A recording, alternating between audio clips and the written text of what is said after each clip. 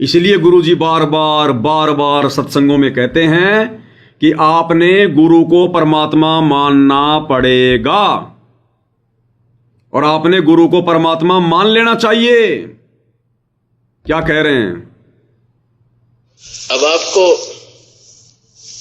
गुरुजी की महिमा बताई जा रही है। गुरु मानुष कर जानते ते नर कहिए अंध। अब आपको उदाहरण बताया था कि गुरु जी को भगवान मानकर ही हमने अपनी आध्यात्मिक क्रियाओं को करना पड़ेगा। क्योंकि आप जब गुरु जी के पास जाओगे तो आपके मन में ये होगा, यदि इनके स्थान पर भगवान होते आज तो आप कैसा व्यवहार करते? निष्कपट गदगद आत्मा और चेहरे की तरह देखते रहते। तो ऐसे आप में विनम्रता आवेगी, आपका अंतःकरण नरम होगा, आपका दोष दूर होने लग जाएगा। यदि आप इस दास को अपने जैसा ही एक व्यक्ति समझोगे, भाई थोड़ी बहुत दो बात सीख रहा है, गुरुजी है नाम देता ले लेता हूं, इससे लाभ नहीं होगा। लाभ होगा तभी जब आपके हृदय में असीम श्रद्धा होगी इस दास के प्रति। एज ए गॉड, दास गॉड नहीं है, दास भगवान नहीं है, लेकिन आपने सपोज करना पड़ेगा, आपने मानना पड़ेगा इस इक्वेशन को, इस प्रश्न को हल करने के लिए, जन्म और मृत्यु के इस प्रश्न से पीछा छुटवाने के लिए, हल को सोल्व करने के लिए प्रॉब्लम को आपने मानना पड़ेगा। ये रूल है ईश्वर का।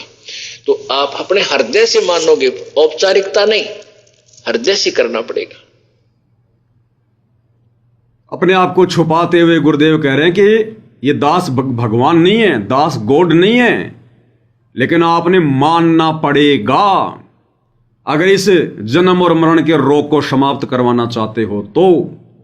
हालांकि ये तो स्वयं ही गॉड है, स्वयं ही परमात्मा है, अपने आप को छुपा रहे हैं, लेकिन यहां तक कह रहे हैं कि मान लो अगर गुरु भगवान ना भी हो और यदि आपने मोक्ष पाना है, जन्म मरण का रोग कटवाना है, तो भी आपने गुरु को ही भगवान मानना पड़ेगा।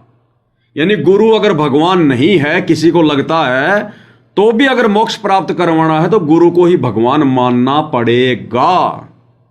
दूसरा ऑप्शन धरती पर नहीं है सतलोक जाने का। और जब तक आपके घर में, आपके लोकेट में, आपके घर पर, आपके दरबार में जब तक वो दाढ़ी मूंछ वाली कबीर की फोटो रहेगी, ये स्वतः ही मान लिया जाएगा कि आपने अभी तक गुरु जी को परमात्मा नहीं माना। और जिस दिन आप अपने लोकेट से, अपने घर से, अपने दरबार से दाढ़ी मूंछ वाली फोटो को हटा दोगे, तो वो हटाने की हिम्मत उसी समय मिलेगी जब आप साथ संगति की वीडियो देखोगे। उसके बाद फिर स्वतः आप साथ संगति से जुड़ जाओगे, फिर आपकी प्रक्रिया शुरू होगी आगे की। क्लियर कर दिया गुरुदेव ने। जब गुरु को ही परमात्मा मानना है, फिर और परमात्माओं की क्या बात। और परमात्मा का जून के महीने में, उस दाढ़ी मूंछ वाले नकली कबीर का जून में वो कबीर प्रकट दिवस क्यों? एक कदम नहीं उठेगा आपका जिस दिन आपको अपने गुरु में परमात्मा दिखाई देगा। और समय तेजी से निकलता जा रहा है। फिर अगले वीडियो में क्या कह रहे हैं गुरुदेव? क्लियर कि गुरु को परमात्मा मानना पड़ेगा, दूसरा ऑप्शन नहीं है। अब आपको गुरुजी आंखों में आंसू आने को हो और नम्रता हो, भगवान खड़े, कहीं मेरे से कोई ऐसी क्रिया ना हो जाए जिससे भगवान के दिल को ठेस पहुंच जाए, इस भाव से आपको रहना होगा। गुरुजी हमारे कबीर भगवान है, और इस दास को भगवान मान के ही चलोगे तो ही आप परमात्मा तक पहुंच सको। क्लियर कर दिया। इस दास को परमात्मा मानकर चलोगे तो ही परमात्मा तक पहुंचोगे आप। सतलोक में भी तो यही बैठे हैं निर्गुण रूप में, अनंत कोटि कलाओं के स्वामी हैं। त्रिकुटी में भी तो यही बैठे हैं सतगुरु रूप में। हम सबके घट में भी तो यही बैठे हैं। घटी में गंगा, घटी में जमुना, घटी में है जगदीश, सतगुरु तारेंगे। और सुन लो, एक मानना पड़ेगा गुरु को परमात्मा। तो पुण्यात्मा, इनके एक एक वाणी का बहुत गहरा विचार है, अर्थ है। फिर परमात्मा ने कहा, 7 दीप 9 खंड में गुरु से बड़ा ना कोई, करता करे न कर सके, गुरु करे सो होवे। अब ये गुरु जी को इतना महत्व दे रहे परमात्मा कि आगे इस दास को भेजना था, और इस दास में आप जी ने परमात्मा कबीर जी के तुल्य ही आस्था बनानी पड़ेगी, नहीं तो पुण्यात्माओं पार नहीं हो पाओगे। क्लियर कर दिया गुरुदेव ने, अन्यथा पार नहीं हो पाओगे, मोक्ष प्राप्त नहीं कर पाओगे। इस दास में आपने कबीर जी के बराबर आस्था बनानी पड़ेगी। भैया जब कबीर जी के बराबर सृष्टि में कोई दूसरा है ही नहीं तो आस्था क्या बनाएंगे? इसका मतलब गुरुजी स्वयं ही कबीर हैं, स्पष्ट नहीं कह रहे, लेकिन यह कहकर कि आपने इस दास में, अपने गुरु में कबीर जी के बराबर, कबीर जी के तुल्य आस्था बनानी पड़ेगी। तो कबीर जी के तुल्य तो कोई है ही नहीं। अरे कबीर जी तो छोड़ो, हमारे गुरु जी के बराबर ही कोई नहीं है सृष्टि में। हम रोज नित्यनेम में पढ़ते हैं, गुरु सेवै कोई चतुर सयाना और गुरु पटतर कोई और ना आना। यानी गुरु जी के समान कोई सृष्टि में दूसरा नहीं है। तो सृष्टि में दूसरा तो फिर कबीर भगवान भी है ना, डाडी मुछवाड़ा आप लोगों के अनुसार। भाई गुरु जी तो गुरु जी हैं आपके, और भगवान तो आपके लिए दाढ़ी मुछवाड़े हैं। और नित्यनेम में गुरु जी क्या कह रहे हैं? गुरु सेवै कोई चतुर सयाना, कोई बुद्धिमान आत्मा होगी जो गुरु की पूजा करेगी। क्यों? गुरु पटतर कोई और ना आना, यानी गुरु के समान कोई और नहीं है सृष्टि में। अब कहां चला गया तुम्हारा दाढ़ी मूंछवाड़ा कबीर? गुरु जी तो कह रहे हैं कि मेरे समान कोई सृष्टि में है ही नहीं कोई दूसरा। तो वो दाढ़ी मूंछवाड़ा कहां गया तुम्हारा? तो दाढ़ी मूंछवाड़े भी यही हैं, इसलिए कह रहे हैं। और कह रहे हैं गुरु को परमात्मा मानकर कोई चतुर सयाना भगत ही भक्ति करेगा, और वो आत्माएं वर्तमान में सात संगति में हैं, तब मोक्ष होगा, नहीं तो नहीं होगा। और क्या कह रहे हैं गुरु जी? कह रहे हैं पतिव्रता पद क्या होता है, तभी मोक्ष होगा। गुरु के अलावा अगर भगवान भी धरती पर आ जाए उसको भी अनदेखा कर दो। नहीं जी, हमारे गुरु जी के अलावा दूसरा और कोई भगवान नहीं। तो परमात्मा ये कहना चाहते हैं गुरु भी खड़ा है और मैं भी आके खड़ा हो जाऊं, यानी मेरा कृपा पात्र संत जो तुम्हारे संपर्क में है वो और मैं साथ में दोनों खड़े हो जावा। तो तुमने मुझे नहीं अपने गुरु जी को स्वीकार करना, प्रणाम करना है। तो मैं तुम्हें पसंद करूंगा, तब मैं तुझे चाहूंगा, तब मेरे अपने मानूंगा, नहीं तो तुम्हें कोई भी भ्रमित कर देगा मेरे रूप में आके। तुम्हारा दाढ़ी मूंछवाड़ा कबीर क्या कह रहा है? हालांकि है नहीं, लेकिन गुरुजी अपने आप को छुपा कर कह रहे हैं कि वो दाढ़ी मूंछवाड़ा भी यही कह रहा है कि मैं और तुम्हारा गुरु अगर दोनों बराबर में खड़े हों तो आप लोगों ने मुझे नहीं अपने गुरुजी को आदर देना है, गुरुजी को। अन्यथा मेरे रूप में आकर तुम्हें कोई भी ठग लेगा। यानी तुम्हारे दाढ़ी मूंछवाड़े उस कबीर के रूप में तो हमें कोई भी ठग लेगा। तो ये वीडियो आपको फिर से सुनाता हूं जिसमें गुरुदेव भगवान क्या कह रहे हैं। तो परमात्मा ये कहना चाहते हैं गुरु भी खड़ा है और मैं भी आके खड़ा हो जाऊं, यानी मेरा कृपा पात्र संत जो तुम्हारे संपर्क में है वो और मैं साथ में दोनों खड़े हो जावा। तो तुमने मुझे नहीं अपने गुरु जी को स्वीकार करना, प्रणाम करना है। तो मैं तुम्हें पसंद करूंगा, तब मैं तुझे चाहूंगा, तब मेरे अपने मानूंगा, नहीं तो तुम्हें कोई भी भ्रमित कर देगा मेरे रूप में आकर। नहीं तो तुम्हें कोई भी भ्रमित कर देगा मेरे रूप में आकर। कौन कह रहा है? दाढ़ी मूंछवाड़ा कबीर। हालांकि दाढ़ी मूंछवाड़ा और कोई कबीर नहीं है, गुरुजी अपने आप को छुपा कर कह रहे हैं।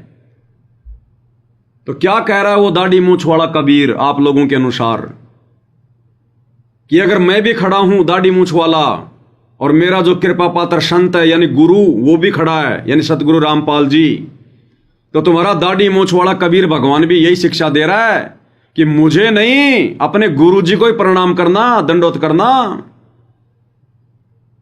उन्हीं को आदर देना है। अन्यथा मेरे रूप में आकर तुम्हें कोई भी भ्रमित कर देगा। यानी तुम्हारे दाढ़ी मूंछवाड़े कबीर के रूप में काल भ्रमित कर देगा और संत रामपाल जी के रूप में भ्रमित नहीं कर सकता। कितना गहरा पॉइंट है। क्या कह रहा है तुम्हारा दाढ़ी मूंछवाड़ा कबीर? कि अपने गुरु के अलावा किसी और को महत्व मत देना, किसी और को प्रणाम भी मत करना, मुझे भी मत करना, अगर हम दोनों भी आके खड़े हो जाएं तो। क्यों? क्योंकि मेरे रूप में तो तुम्हें कोई भी भ्रमित कर देगा। कौन कह रहा है? दाढ़ी मूंछ वाला कबीर, कि मेरे रूप में तो तुम्हें कोई भी भ्रमित कर देगा। इसका मतलब संत रामपाल जी का रूप बनाकर कोई भी हमें भ्रमित नहीं कर सकता।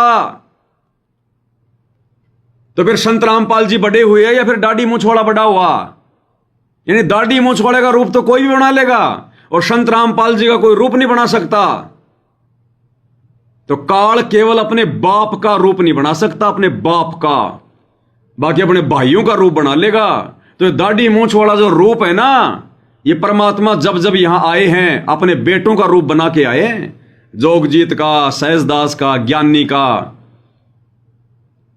तो कह रहे हैं मेरे रूप में तुम्हें कोई भी भ्रमित कर देगा, लेकिन गुरु के रूप में नहीं, क्योंकि गुरु का रूप ओरिजिनल कबीर रूप है।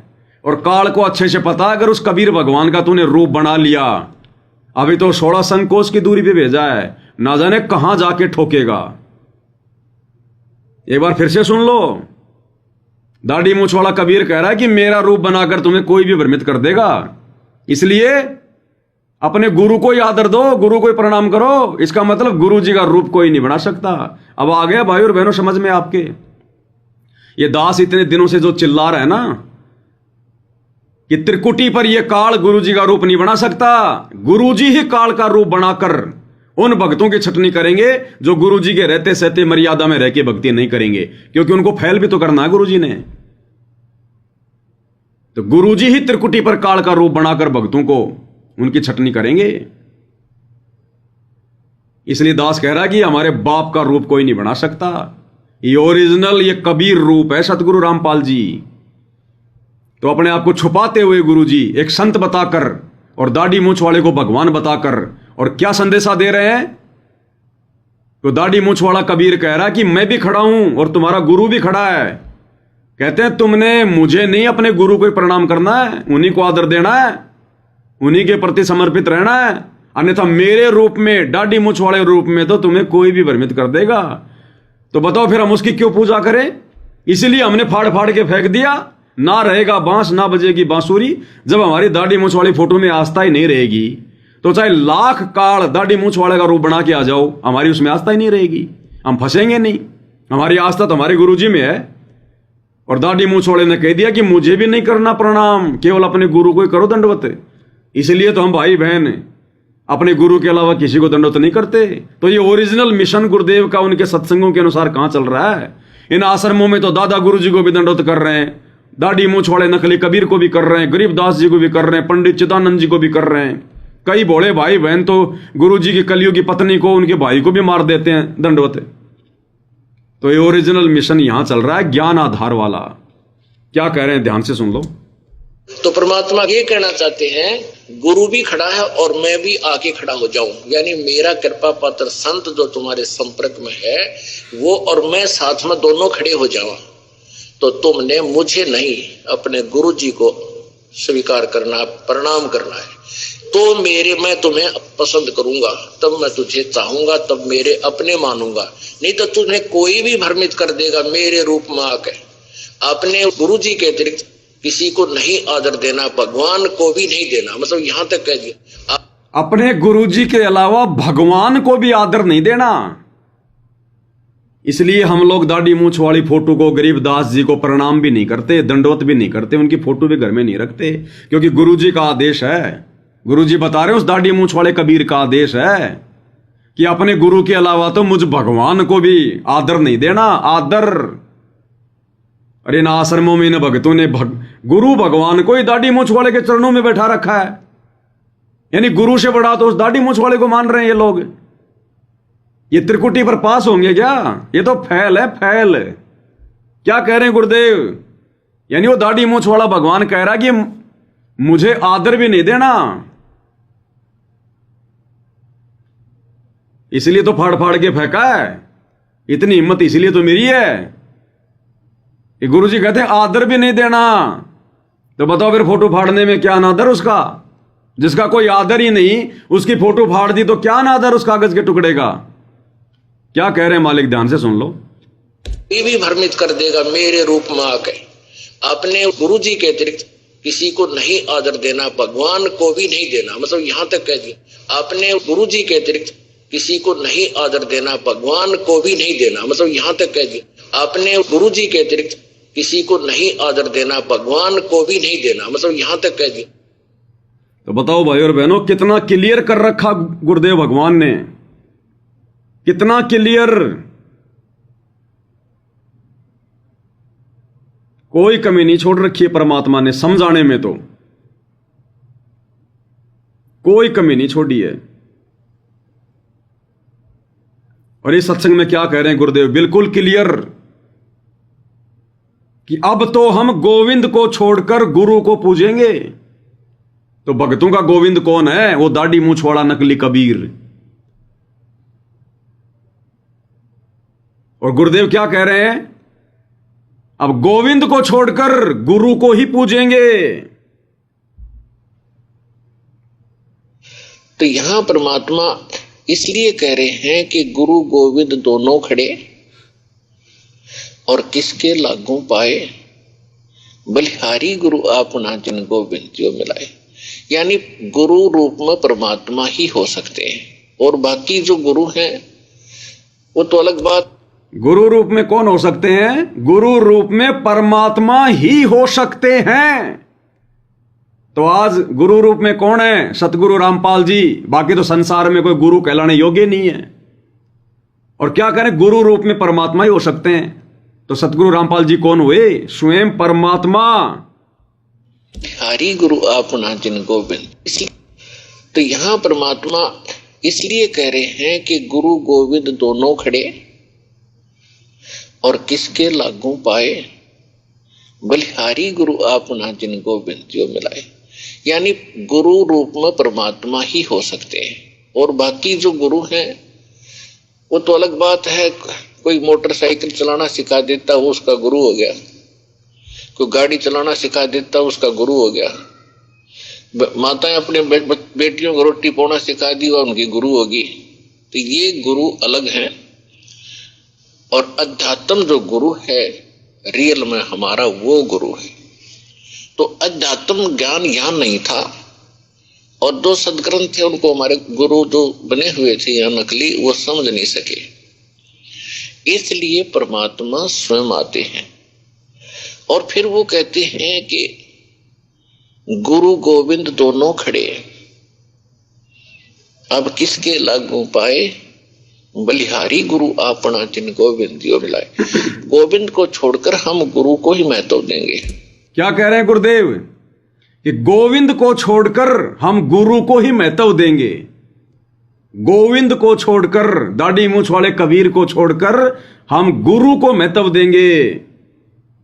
दोबारा सुन लो भाई और बहनों, कितना गजब का पॉइंट है। बलिहारी गुरु आपना जिन गोविंद जो मिलाए। सुनो, गोविंद को छोड़कर हम गुरु को ही महत्व देंगे। गोविंद को छोड़कर हम गुरु को ही महत्व देंगे।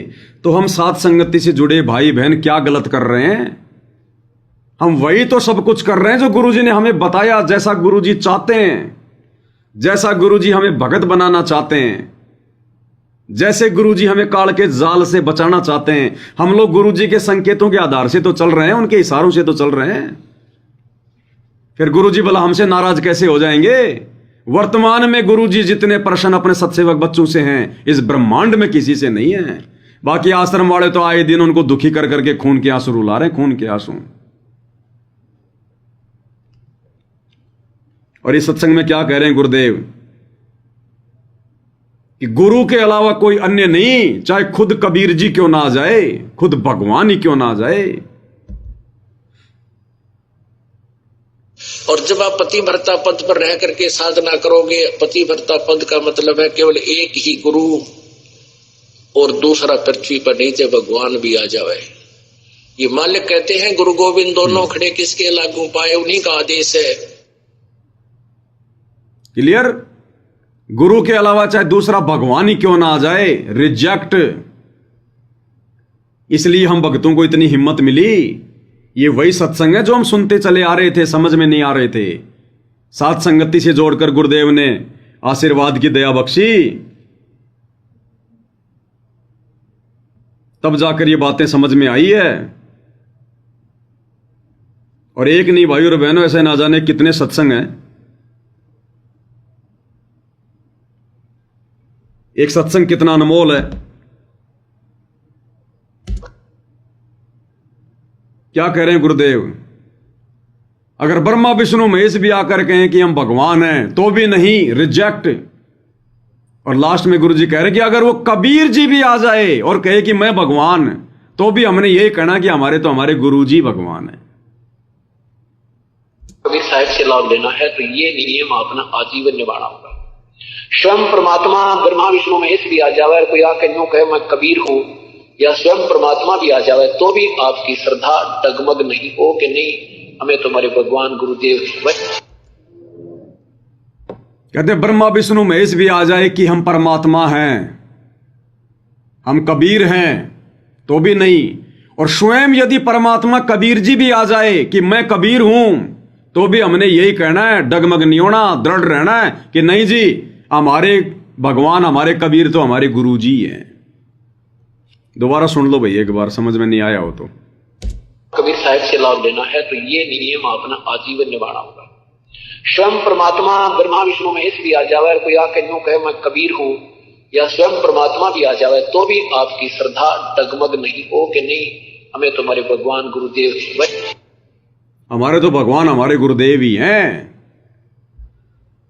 इसलिए भाई और बहनों, ये इतनी हिम्मत परमात्मा ने करवाई है। इस कागज की फोटो को फड़वाना, एकमात्र गुरुदेव को दंडवत करना, गुरुदेव का जयकारा लगाना, गुरुदेव को भोग लगाना, गुरुदेव की आरती उतारना, गुरुदेव की चरण सेवा, घर घर में गुरुदेव के आसन बेड, फिर साथ संगति से जोड़कर परमात्मा हमारे को बांध के रखते हैं। हम बकवाद ना करें, इधर उधर की ना सोचें, ज्यादा समय परमात्मा के चिंतन मनन में। तो इतना सब कुछ गुरुदेव ने आप और हम सत्सेवकों को संभाल के क्यों रखा हुआ है? आप और हमें इतना बिजी क्यों कर रखा है? माता बहनों को जो घर पर रहती हैं, सारा दिन उनको फुर्सत नहीं है। दिन में 3-3 बार भोग लगाना, गुरुदेव की आरतियां करना विधिवत, सत्संग सुनना, फिर सत्संगति के वीडियो देखना, फुर्सत ही नहीं हमारे को। रोजाना परमात्मा सत्संगति के माध्यम से ये खीर खिला रहे हैं। क्यों? हमारा ध्यान ना भटके, काल का कोई भी दाव ना लगे, हम लोग हर प्रकार से सचेत रहें, जागरूक रहें। काल हमें जो ठगेगा, यहां भी अपने दूतों के माध्यम से और खुद त्रिकुटी पर भिन्न भिन्न रूप बनाकर वहां भी हम उसके जाल में ना फंसें, उसके लिए गुरुदेव ये इतना सब कुछ करवा रहे हैं। तो भाई और बहनों, ये असीम रजा, असीम मेहर है गुरुदेव भगवान की। इसलिए दास कह रहा है कि ये बहुत थोड़ा समय है आप और हमारे पास में, और गुरुदेव के सतलोक जाने के बाद फिर मोक्ष के दरवाजे बंद हैं। ये बात गुरुजी खुल के नहीं कहेंगे, इसलिए सात संगतियां शुरू करवाई है। और हम भी वही कह रहे हैं जो गुरुदेव ने सत्संगों में कह रखा है। जिन सत्संगों को हम समझ नहीं पा रहे थे, ये दास कोई अपनी तरफ से नहीं कह रहा कि गुरुजी के जाने के बाद मोक्ष नहीं मिलेगा। मैं कौन होता हूं 2 कोटि का जीव बोलने वाला, लेकिन गुरुजी ने खुद सत्संगों में कह रखा है, इसलिए आप लोगों को बताने की हिम्मत पड़ रही है। और जब तक इतना भय नहीं बनेगा, इतना डर नहीं बनेगा, तो कोई कैसे मर्यादा में रह के भक्ति करेगा? अगर गुरुजी के सतलोक जाने के बाद भी हजारों साल तक मोक्ष होता रहेगा, तो इसी जन्म में मोक्ष कौन करवाएगा? ये कोई बात नहीं, अगले जन्म में देख लेंगे, उसमें नहीं हुआ तो अगले में देख लेंगे, अगले में, अगले में, अगले में। फिर सीरियस कौन होगा? डर किसको बनेगा? बनेगा ही नहीं, मर्यादाओं में कोई रहेगा नहीं कि कोई बात नहीं, जान दो गुरुजी को, हजारों साल तक चलेगा और मनुष्य जन्म मिलेंगे, अगले जन्म में हो जाएगा मोक्ष। ओ लिया फिर मोक्ष हमारा। इसलिए परमात्मा कहते हैं भय बिन भक्ति नहीं होती, भय बनेगा ज्ञान से, और ज्ञान समझ में आएगा मर्यादाओं से। मर्यादा निभेगी गुरु के आशीर्वाद से, और गुरु आशीर्वाद मिलेगा पिछले जन्मों के उन पुण्यों से, पिछले जन्म से होते हैं पूर्ण हंस मुराद। तो भाई और बहनों, सतगुरु की महिमा तो अपरंपार है, अगाध है, अथाह है, लेकिन आप और हम 2 कोटि के जीव, हमारी लिमिट है भाई और बहनों।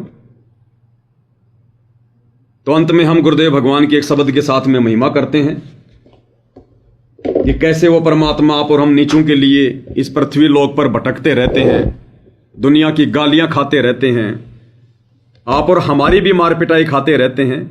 आप और हम उनके बच्चे तो हैं, राजा से लेकर सैनिक, आम आदमी। अपने बच्चों की वो अपने ही बच्चों से जो है हमारे पिता वो पिटाई खा रहे हैं, गालियां खा रहे हैं। गालियां देने वाले भी उन्हीं के बच्चे, मार पिटाई करने वाले भी उन्हीं के बच्चे, और फिर भी परमात्मा हमारे आत्म कल्याण के लिए दिन रात चिंतित रहते हैं। इसको कहते हैं परमार्थ के लिए निस्वार्थ भाव से अगर कोई संघर्ष कर सकता है तो परमेश्वर कर सकता है, दूसरा नहीं।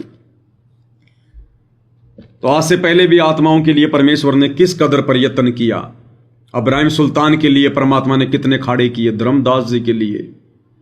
आप और हमें भी परमात्मा इसी प्रकार से संघर्ष कर करके, आप और हमें निकाल निकाल कर, हमारी नाराजगी सहन कर करके, हमारी गालियां सहन कर करके, हमारा वो क्रोध सहन कर करके, जैसे धर्मदास जी ने परमात्मा पर कितना क्रोध किया, उल्टा सीधा बोला, तो मुसलमान है इसलिए हमारी साधना को ये कह रहा है, वो कह रहा है। अब्राहिम सुल्तान, उसने कोड़े तक मारे अपने बाप के बांदी के रूप में। परमात्मा हमारे लिए कुत्ता भी बना, बैल भी बना, उस अब्राहिम को समझाने के लिए। अब उनके इतने संघर्षों को देखकर भी भाई और बहनों, यदि हम नहीं जागेंगे और उनके रहते सहते सतलोक जाने की इच्छा नहीं बनेगी, उस कदर मर्यादाओं में रहकर संघर्ष नहीं करेंगे, तो ये 21 ब्रह्मांड बहुत लंबा चौड़ा क्षेत्र है, 84 लाख योनियां हैं, फिर गधे कुत्ते सूअर।